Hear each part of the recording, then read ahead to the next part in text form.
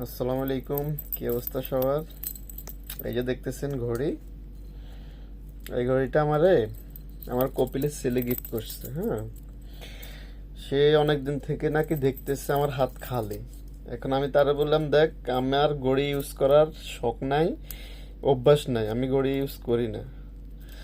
পরে সে বলল ঠিক আছে। তারপরে 1 ঘন্টা পরে সে আমার ফোন দিয়ে বলতেছে বাইরে আয়।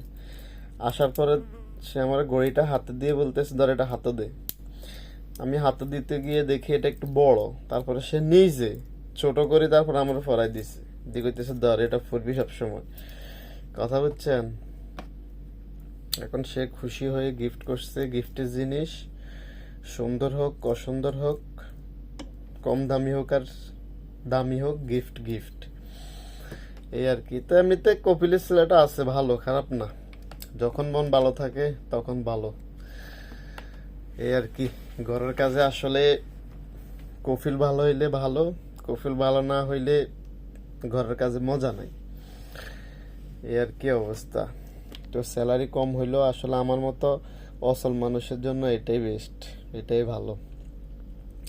তবে ঘরের কাজে একটাই ফেরা, সেটা হচ্ছে কাজের কোনো ডিউটির কোনো টাইম টেবিল নাই, নির্দিষ্ট কোনো সময় নাই।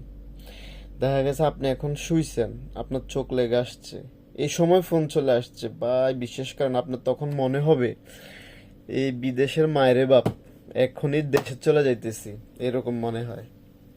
কিন্তু এমনিতে ডিউটি কম আছে, ভালো, খারাপ না। হাউস ড্রাইভিং চলে, আমাদের মতো অসল মানুষের জন্য চলে। যারা পরিশ্রমিক, পরিশ্রম করতে জানে, তাদের জন্য ঘরের ডিউটি করার দরকার নাই।